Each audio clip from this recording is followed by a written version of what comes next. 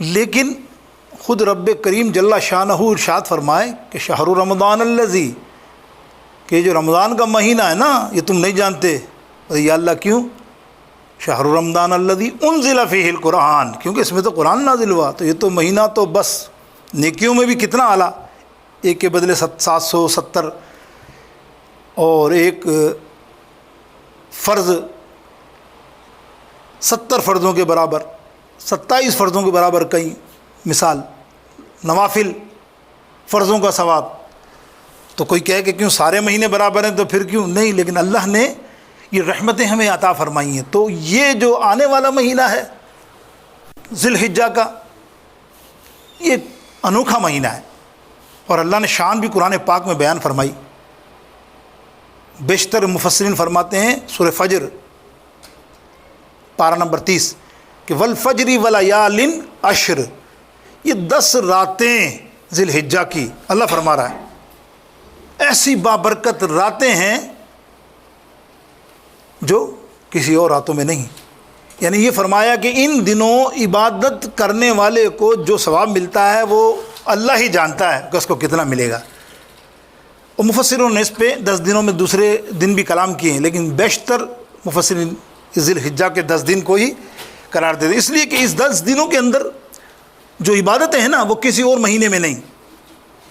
آپ یہ کہو کہ میں فلاں نوافل، فلاں بڑی رات کو جاگنا، صلاۃ التسبیح، دیگر اعمال نیک میں ہر دفعہ کر سکتا ہوں، بے شک کر سکتا ہے، پورا سال میں ہر جگہ ہر دفعہ کر سکتا ہے، ہر موقع پر کر سکتا ہے، لیکن یہ مخصوص ہے 10 دن کے اندر 3 ایسی عبادتیں ہیں جو کبھی نہیں کر سکتا ماں سوائے ان 10 دنوں کے اندر۔ کمال ہے نا، یہ رب کریم کی شان ہے نا۔ تو پھر ہوگا نا کوئی اس کے اندر معاملہ کہ اللہ نے یہاں دیکھ 3، جیسے قربانی آپ 3 دن کے علاوہ کہیں یہاں کر سکتے ہیں؟ اب آپ چاہیں کہ میں عید کے دن بھی قربانی کروں، عید الفطر میں، اور میری قبول ہو، صدقہ تو قبول ہو سکتا ہے، قربانی واجب نہیں ہو سکتی 3 دن میں۔ اس طرح ایام تشریق جو صدائیں لگائیں گے آپ لبیک کی، تیسرے کلمے کی، انشاءاللہ عز و جل جب موقع آئے گا 9 سے لے کے 13 تک، پھر یہ مخصوص ہے، یہ کہیں اور دن میں آپ نہیں کر سکتے نا۔ عام دنوں میں ہم بیٹھتے ہیں، روزانہ نماز پڑھتے ہیں 5 وقتی، ہم نہیں پڑھ سکتے، لیکن وہ کہا وہ 5 دن، پھر وہ 5 دن پڑھے گا تو اس کی افضلیت کا آپ کو پتہ ہے۔ یہ موقع نہیں ہے مجھے آج کا بیان میں، نہیں تو میں تفصیل بیان تھا کرتا کتنی فضیلت ہے روزہ رکھنے کی فضیلت۔ میرے سرکار علیہ السلام فرماتے ہیں اس 10 دن میں ایسا ہے جیسے اللہ تعالیٰ اس کو پچھلے 1 سال کا روزے کا ثواب اور اگلے 1 سال کا روزے کا ثواب عطا فرماتا ہے۔ بیچ کا ثواب تو رہ گیا نا، سال کا وہ تو مل ہی گیا۔ تو یہ اللہ جس کو چاہے وہ، اللہ نے تو یہ تو تمہیں بہانے دیے ہیں، اللہ چاہتا ہی نہیں کہ تم جہنم میں جاؤ۔ اللہ تو رب العالمین جل شانہ کتنا مہربان ہے، ماں سے زیادہ 70 گنا مہربان جو رب ہو، وہ چاہتا ہے لو آؤ، یہ تمہیں دے رہا ہوں مہینہ، یہ تمہیں دے رہا ہوں، یہ تمہیں دے رہا ہوں، بڑی راتیں دے رہا ہوں، آؤ نا میری طرف، صرف میری طرف آ جاؤ، رجوع کر لو اور اپنے گناہوں کا اعادہ ختم کر دو اور توبہ کر لو، تو بس تمہارا کام بن گیا۔ اسی طرح اس میں اسی ماہ میں سب سے بڑی عبادت حج، یہ فرض میں ہے، 5 ارکان میں ایک حج ہے، جو حج اسی مہینے ہوتا ہے کہ نہیں ہوتا؟ ٹھیک ہے نا، اسی 10 دن میں ہوتا ہے۔ اللہ اکبر، 8 سے لے کے 10 تک، اور 9 تاریخ بہت بڑی رات عرفات کی، اللہ اس رات اس دن دعا قبول ہوتی ہے، اس میں تو کتنی بیشتر فضائل ہیں اس 9 تاریخ کی۔ اور اس رات کو عبادت کرنے والا ایک وظیفہ چلتے چلتے مفسروں نے لکھا تو آپ کو دے دوں، بے اولادوں کے لیے، اللہ اکبر، کمال کی بات لکھی۔ اس کے بعد انشاءاللہ ہم آیت کریمہ کے ذکر کریں گے آج جیسا کرنا ہے، کیونکہ آج جو میں آپ کو پتہ ہے معاملہ کیا ہے، میں نے حج کی بات کی، تو حج کے معاملے میں سب سے مین چیز جو ہے بنیاد وہ ہے بیت اللہ، کعبے کے بغیر تو حج نہیں ہوتا نا یار، ہیں؟ تو آج اس کا ذکر کریں گے، کعبے کی عظمت کا، کس طرح اس کی تاریخ ہے۔ پھر اگلا جمعہ انشاءاللہ تعالی حج آپ کو سناؤں گا، تو آپ سنیں گے تو ایسا لگے گا کہ جا تو نہیں سکتے نا، ہم مجبوری ہے، اللہ تعالیٰ کھول دے بس ہمارے ذکر کے صدقے، ہم حج کا بیان کریں، یا اللہ تو آئندہ برس ہمارے لیے حج کا بابت اسباب ہمارے لیے اوپن کر دے، بس ہم بڑی تکلیف میں ہیں، اللہ اکبر، ہم نہیں جا سکتے تیرے دربار میں کسی بھی وجہ سے، ہمارے ہی افعال ہیں، وہ نہیں ہے۔ اب یہ نہیں سوچنا کہ کسی سے بندش ہے، ہم نے حرکتیں کی ہیں موبائلوں پر جا کر اس خانہ کعبہ کے سامنے۔ اللہ کے بندے تو سوچ تو صحیح، اللہ کا گھر ہے جہاں اچھے ہل جاتے ہیں، اور تو سیلفی لے رہا ہے، ایسے لے رہا ہے کہ جیسے تو بہت بڑا اس سے ہو گیا ہے کہ میری یہاں آئے تصویر، نعوذ باللہ. ارے وہاں تو تیرا دل جو ہے نا کعبے کی طرف ہی مائل ہونا چاہیے، وہ دنیا کی طرف آئے کیوں؟ اور تجھے دنیا کی پڑی ہے، روزہ رسول پہ بھی دنیا کی پڑی ہے کہ دیکھو دیکھو میں یہاں آیا ہوں، استغفر اللہ. نبی علیہ السلام کہیں اب تو آئی مت. ایسا ہی ہوا نا، اب ڈنکے کھول لے، کتنا کروڑ پتی ارب پتی جا کے دکھا دے. سب بے بس ہو کے بیٹھے ہیں. بس دعا کرو اپنے گناہوں کی. ان 10 دنوں میں انشاءاللہ اللہ تعالیٰ ضرور بضرور یہ معاملات اپنے کرم سے ضرور بروز ہمارے لیے اچھے پیدا فرما دے گا. اب دیکھیے ایک وظیفہ میں جو آپ کو دینا چاہ رہا ہوں، وہ وظیفہ یہ ہے، مفسرین نے لکھا، اور یہ مفسرین نے لکھا تو حدیث کی روح سے، یہ کوئی عام مولوی صوفی بزرگ نہیں، مفسرین نے اللہ بڑی ریسرچ کے بعد فرمایا کہ ان 10 دنوں میں جو بے اولاد ہے، جس کو اولاد نہیں ہوتی، دوسروں کو بھی بتائیے گا کیونکہ یہ تو عام ہے، جس کو اولاد نہیں ہوتی، اس 10 دن کے اندر، اس 10 راتوں میں اگر 10 رات کوئی 2 رکعت نفل پڑھ کر رات کو اللہ کی بارگاہ اقدس میں اپنے اس مقصد اولاد کے لیے دعا کرے، تو سیدنا ابراہیم علیہ السلام نے ان 10 دنوں میں دعا کی تھی جب وہ 85-90 برس کے تھے، اولاد نہیں تھی، اور اللہ کی بارگاہ اقدس میں دعا کی، یا اللہ مجھے اولاد عطا فرما، تو اللہ نے اولاد بھی حضرت اسماعیل علیہ السلام کو عطا فرمایا. تو تمہیں بھی اسی کے صدقے، اس کے وسیلے سے اللہ ضرور انشاءاللہ اولاد عطا فرمائے گا. دعا میں تو اللہ تو دعا تقدیریں بدل دیتی ہیں. اب اسرائیل راتوں کو دعا مانگے، یہ رات ذی الحجہ کی ہے ہی نسبت ابراہیم علیہ السلام سے، تو انشاءاللہ تعالی ہر رات 2 رکعت پڑھیں، نہیں تو ایک رات تو کوئی ایسی چن لیں، خاص کر 9 ہجری کی رات جو بڑی رات کہلاتی ہے، اس میں ضرور دعا مانگے. لیکن جیسے بے اولاد ہے اس کے لیے میں کہوں گا تو پورا سال ہی دعا مانگے گا، اس کے لیے تو یہ بات کم ہے جو میں نے کہی 10 دن. اللہ تعالیٰ ہمیں عمل کی توفیق عطا فرمائیں. میرے دوست بزرگوں، کعبہ بیت اللہ شریف، اللہ کا گھر، اللہ اکبر. آپ دیکھیں اس کی آج ہم تاریخ پیش کر رہے ہیں مختصر سی انشاءاللہ آج کے جمعے میں، اور غور سے سنیے گا. اللہ تعالیٰ رب جل شانہ نے کعبہ شریف تعمیر کیا، تو کعبہ شریف کو تعمیر فرمایا کن کن ذریعوں سے، اور کس طرح ہمارے کعبہ شریف کے معاملات ہیں. دیکھیے اللہ رب العالمین نے انسانوں کو پیدا فرمانے کا ارادہ کیا،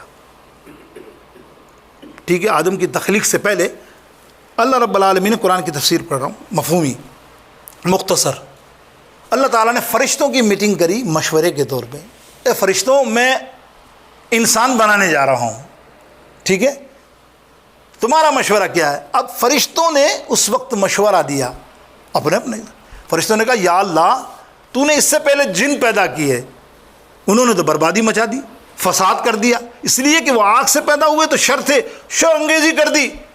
اب تو انسان پیدا کر رہا ہے، یہ بھی تباہ کریں گے، یہ بھی بربادی کریں گے، یہ بھی برائیاں کریں گے، یہ بھی وہ کریں گے. یا اللہ ہم تیرے فرشتے ہیں نا، تو چاہتا ہے کہ یہ عبادت کرے، ہم اس سے زیادہ عبادت تیری کریں گے، ہم ہر جگہ سجدے کریں گے، ہر جگہ جو نیکی ہوں گی ہم کریں گے، ہم ہیں نا.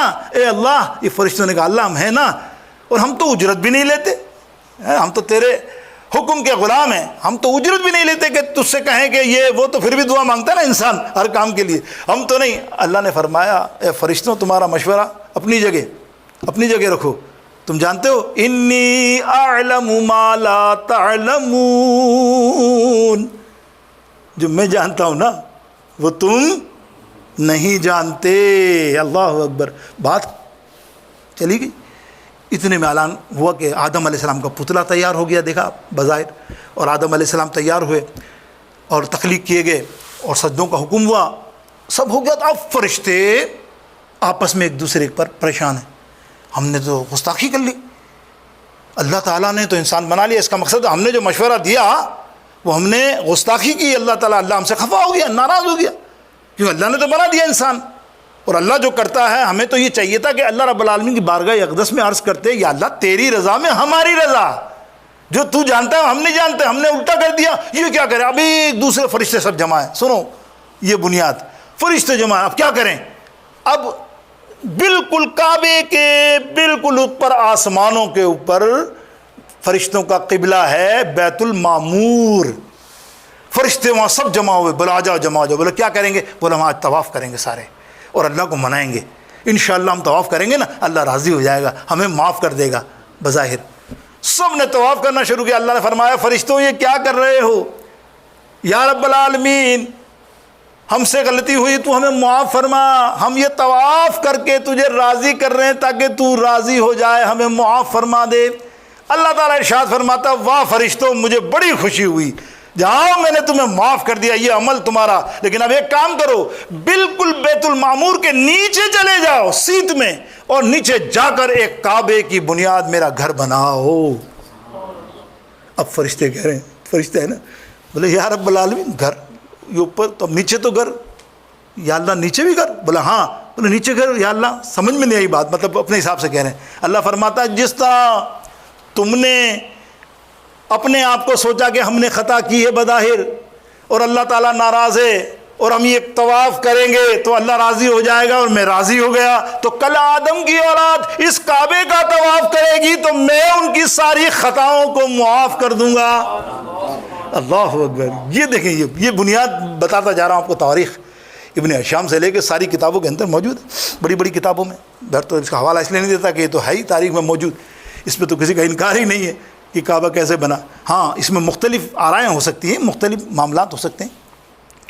اب دیکھیے آدم علیہ السلام زمین پر تشریف لائے، سری لنکا میں، آپ کو پتہ ہے نا سری لنکا میں آپ تشریف لائے، اور ہماری اماں حوا جدہ میں، سعودی عرب میں۔ اس لیے جدہ جدے کو جد کہتے ہیں، جد بزرگوں کو، تو جدی جدہ دادی، عربی میں کہتے ہیں دادی کو، تو دادی ہے بی بی حوا، او جب وہ وہاں آئیں اور وہیں ملاقات آپ کو جبل نور پہ آپ نے دیکھا آدم علیہ السلام اور حضرت حوا کی ہوئی۔ خیر اللہ تعالیٰ نے حکم دیا، اب سنیے امام قرطبی اور بیشتر ابن ہشام اس روایت کو لائیں کہ آدم علیہ السلام کو حکم ہوا کعبہ بناؤ نئے سرے سے۔ آدم علیہ السلام نے مختصر کعبہ تعمیر کیا۔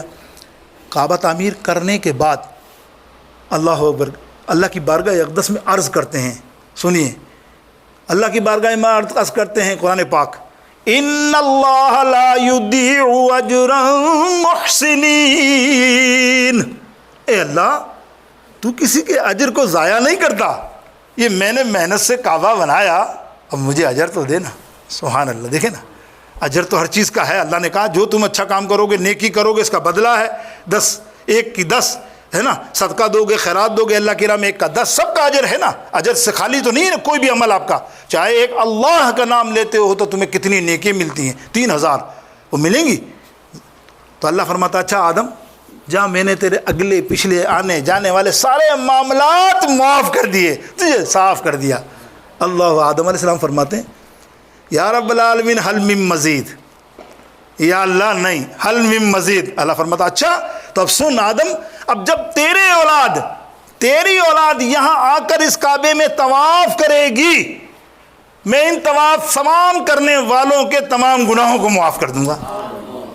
اب آدم علیہ السلام فرما رہے ہیں یا رب العالمین حل من مزید، اللہ سے مانگنا ہے بھائی، بے حساب مانگو نا، وہ تو اللہ اکبر راضی ہوتا ہے، اللہ مانگنے سے خوش ہوتا ہے۔ یہ تم اور میں ہوں کہ میں تم سے بھی 10 کا نوٹ مانگوں اور اس کے بعد بولوں بھائی مجھے 50 روپے دے، تو سوچو گے یار باپو تو فری ہو رہے ہیں، ہے نا، ایسا ہی ہے نا، باپو تو فری ہو رہے ہیں، حالانکہ اس کے بعد 10-15 لاکھ پڑے ہوں گے، لیکن تب بھی 20 روپے نکالتے زیادہ، پھر بولوں 50 دے، وہ سخی ہوگا تو 50 دے دے گا، اور زیادہ ہوگا 100 دے دے گا، 1000 روپے آئے گا تو سوچے گا باپو نے تو بھائی مجھے لگتا ہے 1 لاکھ ہی نہ مانگ لیں، ہے نا، آدمی ہے، انسان ہے، اور یہ نہیں دیکھتا کہ اللہ تجھے 1 لاکھ تجھے دیا ہے، وہ تو نے کیا کرا ایسی حرکت کہ تجھے 1 لاکھ مل گیا، بتا نا تیرے میں سرما لگے ہوئے یا تیرے سینگ لگے ہوئے یا تو کیا تھا؟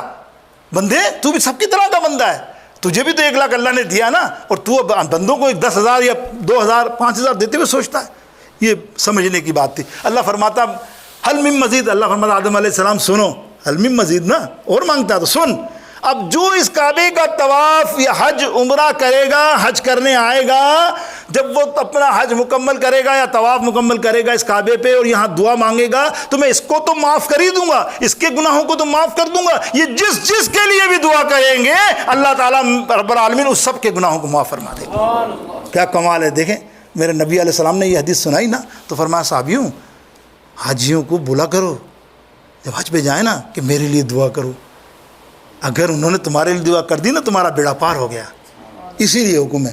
مسئلہ ہی ہے، میں انشاءاللہ اگلے ہفتے جب حج پہ آؤں گا تو شاید مجھے یاد رہا تو میں تفصیل بیان کروں گا، اس لیے کہ یہ موضوع نہ ہٹ جائے، ورنہ بات یہ ہے کہ آپ حج پہ جاتے ہیں، ہمارے الٹا حساب ہے، جو حج پہ جاتا ہے نا اس کے لیے پارٹی کرتے ہیں، پہلے پارٹی کر لیتے ہیں، پارٹی کا وہاں جا کے وہ بیچارہ افراتفری میں بھول ہی جاتا ہے، لیکن آج کل تو موبائل کا دور ہے یار، کیسا ہے، ٹھک مارو، ابھی حج پہ بیٹھا ہوا 8 دن، ابھی آئیں گے 8 ہجری 9 ہجری کو مینا میں، او بھائی یاد رکھنا 9 کو، پھر او یاد رکھنا کسی دن تو یاد رکھے گا، وہ مینا تو پورا، اور عرفات میں تو پورا دن بیٹھا ہی ہوا ہے، وہاں اس کو موبائل آ گیا، یار میرے دوست کا فون آیا، اے اللہ اس کی بخشش فرما، تو کام نہیں بنے گا، اللہ فرما رہا ہے، اللہ کو حدیث ضعیف یا کوئی بات جھگڑے تو نہیں ہے اس میں کہ کوئی بولے نہیں استغفر اللہ ہے، اللہ فرما رہا دیکھو اس بندے نے تمہارے لیے دعا کر دی، تمہارا بیڑا پار ہو گیا۔ تو یہ تو اب تو موبائل بہت اچھا ہو گیا، کوشش کیا کرو، میں تو بہت کوشش کرتا ہوں، سچی بات تو یہ کہ حاجی تنگ بھی ہو جاتے ہیں، بولے باپو کر دیا ہو گئی، نہیں بھائی تو میرے سامنے آ مانگ، وہ بیچارہ بولتا ہے باپو آج تو زبردستی، ایک محبت کا سودا ہے نا، کیونکہ یہ چیزیں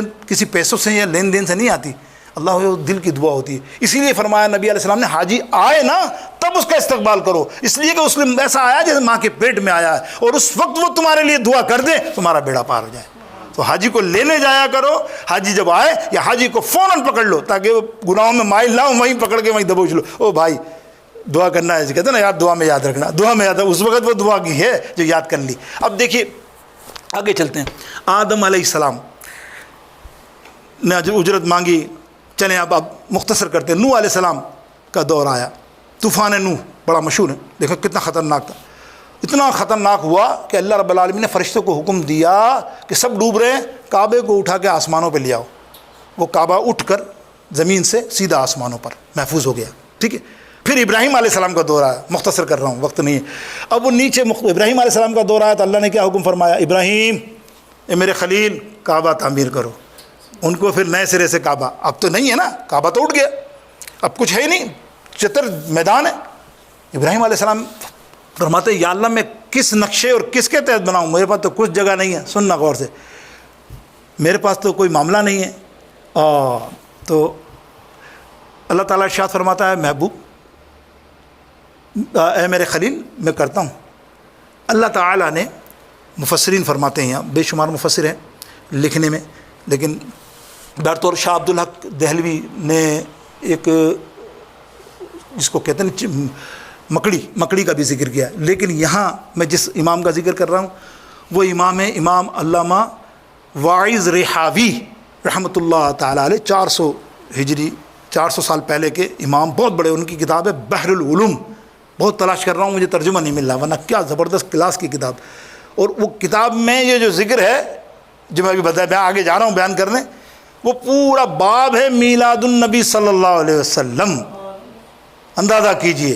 تو وہ کیا ہے، اللہ تعالیٰ نے بادل کو حکم دیا، سنو یہ آپ لائیں کہ بادل کو حکم دیا، بادل نقشہ بتا میرے ابراہیم کو اور اس جگہ پر سایہ کر دے، جو مکعب میتھمیٹک میں کہتے ہیں نا مکعب، وہ جو جیومیٹری اور جس کے اندر ایک اس ٹائپ سائز کا، وہ کعبے نے پورا سایہ کیا، وہ نظر آ گیا نقشہ حضرت ابراہیم علیہ السلام کو، اور ابراہیم علیہ السلام نے تعمیر شروع کی۔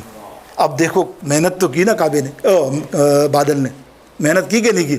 اب وہی سوال کرتا ہے، ان اللہ لا یضیع اجر المحسنین، یا اللہ تو نیکی کو ضائع نہیں کرتا، مجھے تو اس کا اجر چاہیے۔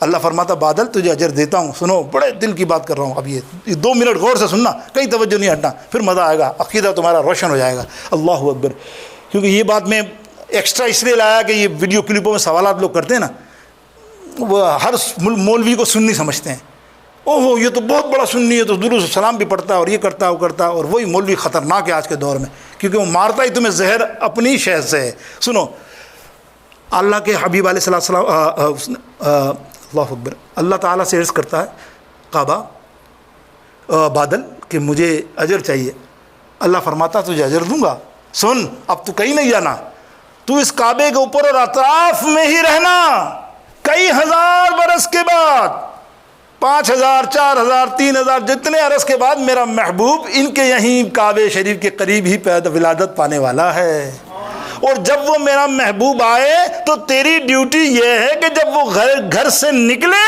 تو ان پر سایہ فرما دے۔ اللہ، بس تیری ڈیوٹی یہ ہے کہ ان پر سایہ فرما دے۔ بادل، میں بحر العلوم میں میلاد النبی پڑھوں گا تو پھر کبھی زندگی بتاؤں گا اس بادل نے کام کیا کیا، کتنا جھوما ہے۔ بظاہر وہ جبریل علیہ السلام سے لڑا ہے ایک بات پر، لڑنے سے مراد یہ حجت کی اس نے کسی بات پر میلاد النبی پر، اس کو پتہ نہیں چلا کہ میلاد النبی حضور کی ولادت ہو گئی، فرشتوں کو دیکھ کے کہتا جبریل یہ کیا معاملہ ہے، ارے تجھے نہیں پتا، آج اللہ کے حبیب کی ولادت ہونے والی. اب وہ تڑپا, بولا میرا تو وعدہ تھا ساری زندگی میں نے نبی علیہ السلام کے لیے کرنا ہے, تو میرے کو نہیں معلوم. تو اس کے بعد اس کے ساتھ کیا ہوا, یہ میلاد النبی پر. خیر, اب وہ بادل کو جب حکومت سائے گا, تو اب آپ بتائیے, لوگ کہتے ہیں نبی کا سایہ ہے. ابھی کلپ آئی میرے پاس, استغفر اللہ, وہ بولتے ہیں دعویٰ دیکھو کیسا ہے کہ نبی کا سایہ ہے. کیسا نہیں ہے, کیوں نہیں ہے؟ میں نے آج تک کسی کتاب میں نہیں پڑھا. وہ مولوی جو بھی ہو, ہمیں نام نہیں لینا, ہم تو میں نے آج تک کتاب. تیرے باپ, تیری عمر کتنی ہو, تیری کتابیں کتنی, کروڑوں کتابیں ہیں. یہ علم کے سمندر کو کوئی پڑھ سکتا ہے؟ میرے نبی علیہ السلام کے علاوہ کوئی ہے عالم دنیا میں جو جانتا ہو؟ نہیں نا. اور یہ دعوے کر رہے ہیں ہم نے ساری کتابیں پڑھ لی, اور یہ دعویٰ کیا ہے کہ ضعیف حدیث بھی دکھا دو تو میں یوں ہو جاؤں گا, تو ہے یوں. اب کیا بولیں, اللہ بدنصیبوں کو لا علم نہ ہو تو اتنا دعویٰ نہ کر. یہ کہتے بھائی میں نے نہیں پڑھا, اور ہو سکتا ہے ہو, اتنا تو کثرت نفسی ہوتی ہے نا بندے کی, کوئی بھی ہو. ہم بھی یہی کہتے ہیں ہمارے علم میں نہیں آئی ہے. ہاں ہوگا, بڑے بڑے عالم پڑھیں. اور میں آپ کا حوالہ دے رہا ہوں کہ سایہ, وہ کہتا سایہ کا دعویٰ, میں ایک ایسی کتاب کا حوالہ دے رہا ہوں ایسے مصنف کا جو کتاب چھپتی مدینہ شریف سے ہے, اور اتنا بڑا امام ہے وہ, چھوٹا موٹا امام نہیں. وہ کیسا؟ امام ابو حنیفہ کا شاگرد, امام مالک کا شاگرد. ان کا نام ہے ابو بکر مصنف عبد الرزاق صنعانی رحمۃ اللہ تعالی علیہ. کتاب کا نام ہے المصنف. کوئی دیکھنا چاہے غور سے دیکھ لے. اللہ اکبر. مدینہ پاک کی پبلشنگ والی کتاب میں ساری حدیثیں غائب ہیں. میں اپنی بتا رہا ہوں. علامہ عبد الحکیم شرف قادری رحمۃ اللہ تعالی علیہ نے پوری اردو میں ترجمہ کیا ان کا, وہ موجود ہے میرے پاس. پرانی عربی کی کتاب موجود ہے, بابا میرے والد صاحب کے زمانے میں لائبریری میں پڑھی ہے. وہ ساری حدیثیں میں نے جب مدینے سے لے کے آیا تو ملائی, تو کم سے کم 200-400 حدیثیں غائب ہیں اس میں. میں نے یار یہ کیا چکر ہے, حدیث نمبر 5 دوسری, حدیث نمبر 4 تین, تو اس کی حدیث نمبر 3 کے اندر, وہی بگننگ 4, حدیث نمبر 4 کے اندر ہے. اور راوی کون ہے؟ راوی سکہ راوی سے مراد عبداللہ بن عباس. نام سن کے ہی آپ کو پتہ چلا کتنا بڑا امام, جس کو نبی علیہ السلام نے فرمایا یہ وقت کا فقیہ ہے, وقت کا امام ہے. وہ لکھتے ہیں عبداللہ بن عباس کے نبی علیہ السلام کا سایہ نہیں تھا. ہم دیکھتے تھے, سنو وضاحت, ہم دیکھتے تھے سورج چمکتا تھا, اور نبی علیہ السلام جب باہر تشریف لاتے تو پھر نبی علیہ السلام کا چہرہ مبارک سورج سے بھی زیادہ چمکنے لگ جاتا. والضحیٰ واللیل اذا سجا, یہی تو قسم کھا رہا ہے قرآن. دیکھو نا اندھوں, ابھی بھی آپ کے سمجھ میں نہیں آ رہا کہ اللہ کے حبیب علیہ السلام جب آتے تھے تو سورج مانند پڑ جاتا تھا. پھر آپ فرماتے ہیں رات کو چراغ کی روشنی میں میرے نبی سامنے ہوتے تھے, وہ چراغ ایسا لگتا تھا بجھا سا ہمیں, اور میرا نبی کا چہرہ روشن ہو جاتا تھا. عبداللہ بن عباس آگے فرماتے ہیں, ابو ہریرہ بھی راوی ہیں اس کے, بے شمار راوی ہیں. ایسے میں ایسے ہی بتا رہا ہوں مثال کے طور پہ. وہ فرماتے ہیں کہ نبی علیہ السلام کا اللہ کو کیسے گوارا ہو. سید قاسمی صاحب کیا فرماتے ہیں, سنو. قاسمی شاہ صاحب نے بڑی خوبصورت بات کی کہ لوگ کہتے ہیں کہ سایہ تیرے پیکر کا نہ تھا, لوگ کہتے ہیں کہ سایہ تیرے پیکر کا نہ تھا, میں تو کہتا ہوں جہاں بھر میں ہے سایہ تیرا. یا رسول اللہ, میں تو کہتا ہوں جہاں بھر میں ہے سایہ تیرا. اور یہ کہیں کہ سایہ ہے دعوے سے, کیسے لوگ ہیں, کیسے مسلمان امتی. اب دیکھو نا, میں آگے جو بات کر رہا ہوں, حضرت عبداللہ بن عباس فرماتے ہیں کہ اللہ کو کیسے گوارا ہو کہ اس کے محبوب کا سایہ ہو اور امتی کا پاؤں اس پر لگ جائے. اندازہ کیا آپ نے, وہاں تو آواز اونچی کرنے کا حکم نہیں ہے قرآن کہتا, اور یہاں یہ سایہ ہو اور اس کے امتی کا پیر اس پہ لگ جائے. کہ ہوتا اگر زمین پر سایہ رسول کا, ہوتا اگر زمین پر سایہ رسول کا, پھر پاؤں امتی کہاں رکھتا رسول کا, پھر پاؤں امتی کہاں رکھتا. آپ سنو, یہ جتنے بکواس کرنے والے کیا حال ہے, کیا کہیں, کچھ کہہ تو نہیں سکتے نا. ہم نے اپنے پلیٹ فارم پہ تو کبھی کسی کو نام لے کے بھی نہیں کہا. ایک ہمیں اپنی اصلاح کرنی ہے, جو آپ سنتے رہتے ہو, دیکھتے رہتے ہو, کٹنگ بھیجتے ہو, پھٹنگ بھیجتے ہو, بھائی یہ تو ہر ایک کو عاشق رسول سمجھتے ہو. یہ عاشق رسول ہے یا جو حضور کی شان گھٹائے. لیکن کیا کریں, شاعر نے بڑی خوبصورت بات کی، اللہ اکبر، کہتے ہیں کہ مطلب یوں تو سارے کے سارے وہ ہیں نا، سارے کے سارے ہم کہتے ہیں کہ پڑھتے ہیں یوں تو پڑھیے درود پاک محبت کے ساتھ اللہ،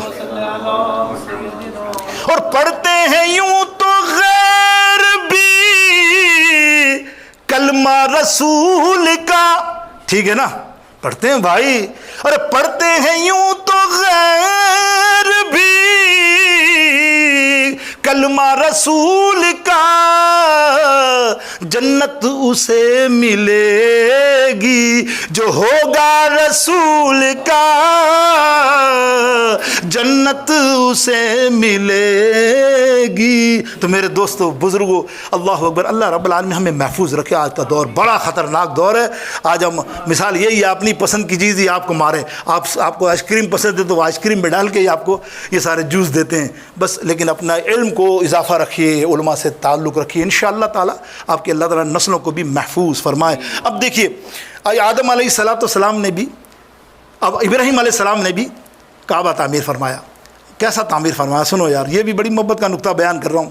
شفا شریف، بے شمار محدث ہیں، میں نے بیان کے لیے نام کا وقت نہیں ہے، لیکن سنیں، امام فرماتے ہیں کہ کعبہ شریف آپ تعمیر کر رہے تھے نا، تو وہ اینٹیں، گارا خود بخود چل کے آپ کے ہاتھوں میں آتا، اینٹیں زمین پہ رکھی ہوئی ہیں، آتا آپ کے ہاتھ میں، لگاتے جاتے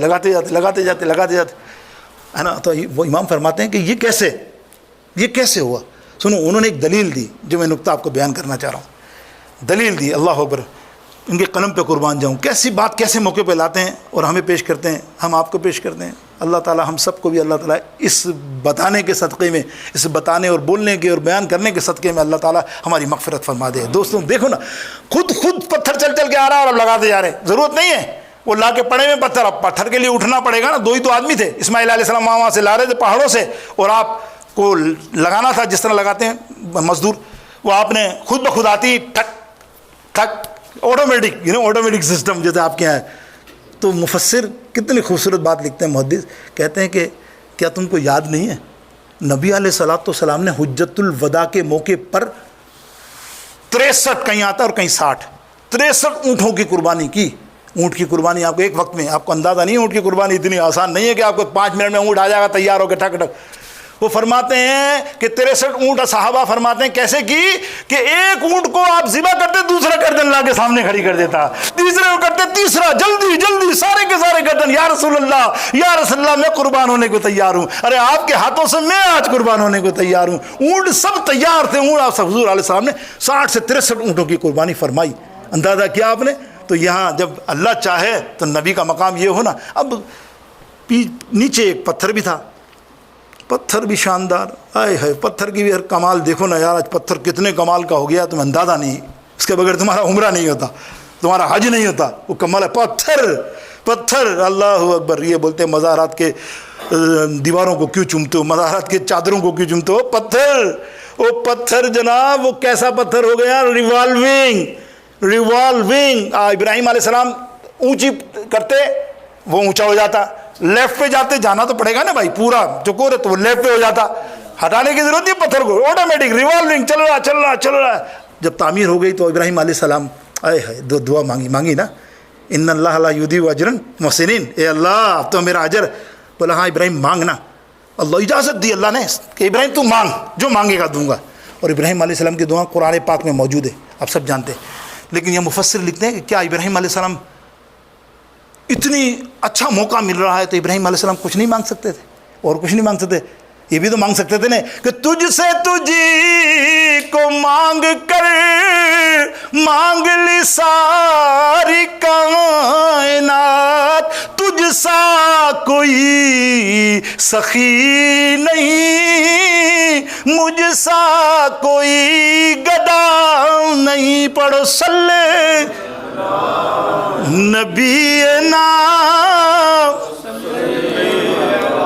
اللہ اکبر۔ ابراہیم علیہ السلام نے دعا کیا مانگی؟ یا اللہ ربنا وابعث فیہم رسولا، اے اللہ میری نسل سے تیرا محبوب عطا فرما، ایسا محبوب عطا فرما جو کعبہ شریف کے قریبی مکہ میں پیدا ہو اور اس کا عروج ہو اور آخری نبی ہو اور اللہ نے دعا قبول کی نا. میرے آقا علیہ السلام فرماتے ہیں میں دعائے خلیل اللہ ہوں, میرے ابراہیم جد امجد کی دعا ہوں میں. تو میرے دوستوں بزرگوں, کعبہ کی تعمیر ابراہیم علیہ السلام کے بعد دوسرے معاملات بھی آپ آئے, تفصیل تو بہت ہے, وقت ہمارے پاس نہیں ہے اس لیے کہ تفصیل تو اس کی بہت ساری تواریخ ہیں. ایک تواریخ تو یہ بھی ہے, آپ نے دیکھی کہ سورہ فیل پوری سورہ فیل نازل ہوئی. الم تر کیف فعل ربک باصحاب الفیل, کعبے کی حفاظت اللہ نے فرمائی. یاد رکھیے, حالانکہ کعبے کے اندر بے شمار سالوں سے مشرکی آباد تھے نا, شرکی ہوتا تھا حضور سے پہلے. کتنے خود کعبے نے, مفسرین فرماتے ہیں, اللہ کی بارگاہ میں رو کے دعا کی, یا اللہ یہ کیا ہے, تو نے وہاں فیل والوں کو بھیج دیا, ذرا سی انہوں نے گستاخی کی, اور یہاں تو یہ سارے بت میرے اندر پڑے.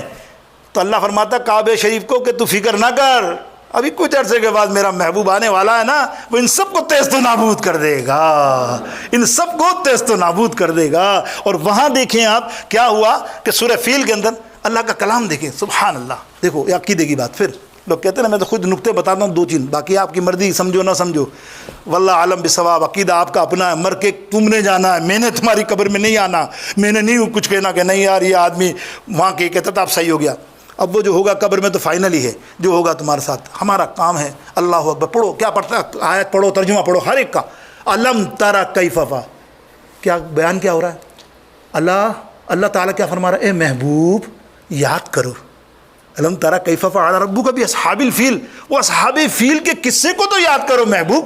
اب محبوب تو عام فیل میں پیدا ہوئے, اس وقت جب حملہ ہوا ابرہہ کا تو ماں کے بطن شریف میں تھے بی بی آمنہ کے, آپ تو محبوب تو تھے ہی نہیں. تو اللہ کیوں فرما رہا ہے محبوب یاد کرو, یاد کرو. اس کا مقصد ہے میرے محبوب پہلے سے ہیں نا. تو یہی مصنف عبد الرزاق دیکھیں کس قدر بہت بڑا محدث, میں نے تعارف کرایا نا, میں نے مصنف عبد الرزاق کی متوفی ہیں 211 ہجری کے متوفی ہیں. میں نے کیا بتایا, امام ابو حنیفہ کے شاگرد, امام مالک کے آپ شاگرد, اور آپ کے شاگرد امام حنبل رضی اللہ تعالیٰ. آپ بخاری شریف, امام بخاری کے دادا استاد. تو بتاؤ اس قدر پائے کی شخصیت ہے, اور وہ اپنی کتاب کے اندر حدیث نمبر 5 یہ سب غائب ہو چکی ہے وہ مدینہ کی پبلشنگ میں. پتہ نا آپ کو عقیدہ یہ تھا تو, لیکن ہمارے یہاں الحمدللہ وہ اوریجنل کتاب موجود ہے. اس کے اندر 5ویں حدیث میں ہے حدیث نور. کون سی, جابر, حضرت جابر رضی اللہ تعالیٰ نے سوال کیا تھا, یا رسول اللہ صلی اللہ علیہ وسلم سب سے پہلے اللہ نے کس کو پیدا فرمایا, کس کی تخلیق کی, سرکار نے فرمایا اول خلق نوری من نور, میرے نور کو اللہ نے سب سے پہلے پیدا فرمایا. کہ صبح طیبہ میں ہوئی بٹتا ہے بڑا نور کا, صدقہ لینے نور کا آیا ہے تارا نور کا. بولو اللہ اللہ.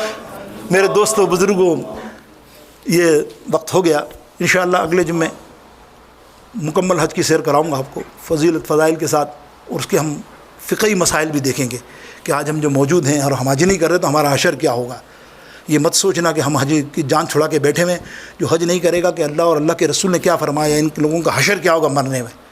اتنا ضروری چیز ہے, فرض ہے بہت بڑا. یاد, اور اجتماع ہے نا, اجتماع اللہ پسند فرماتا ہے. کیوں, آپ دیکھو 5 ٹائم کی نماز کیا ہے, مسلمانوں کا اجتماع ہے. دیکھو چھوٹا اجتماع سمجھو, جمعے کی نماز میں کیا فرمایا, بڑی مسجد میں جاؤ اجتماع, ٹھیک ہے. پھر جمعے کو چھوڑا, پھر بولا عید کا اجتماع, سب چھوڑ دو ایک میدان میں سب آ جاؤ. ایسے ہی ہے نا.